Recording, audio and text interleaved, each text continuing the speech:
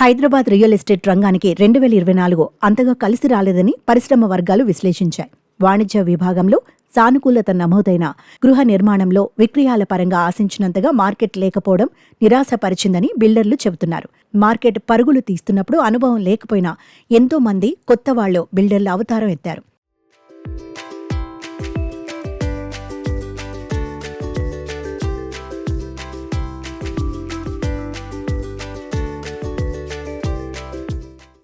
పెద్ద ప్రాజెక్టులను చేపట్టారు. ప్రీ లాంచ్ పేరుతో తక్కువ ధరలకే ఇళ్లు ఇస్తామని చెప్పి పెద్ద ఎత్తున బుకింగ్స్ తీసుకున్నారు.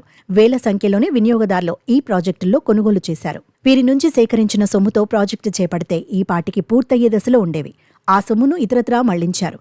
ఈలోపు మార్కెట్ నెమ్మదించి విక్రయాలు పడిపోయాయి. భూమి టైటిల్పై వివాదాలు చుట్టుముట్టాయి. అనుమతులు రాలేదు. ఇలా చూస్తుండగానే 3 ఏళ్లు గడిచిపోయాయి.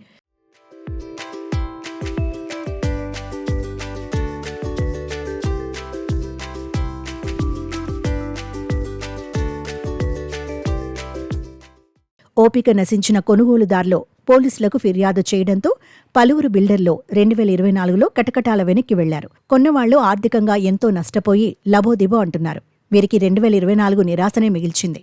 ఇలాంటి ప్రాజెక్టుల్లో కొని మోసపోవద్దని క్రెడాయ్ అభ్యర్థించింది. ప్రస్తుతం మార్కెట్ నెమ్మదించడంతో ధరల పెరుగుదలకు కళ్లెం పడింది. తగ్గుతాయేమోనని కొనుగోలుదారులు వేచి చూసే ధోరణిలో ఉన్నారు. ఇంకా తగ్గుతాయని కొనుగోలుదారులు చూస్తుంటే ఇంతకంటే తగ్గే అవకాశం లేదని బిల్డర్లు అంటున్నారు.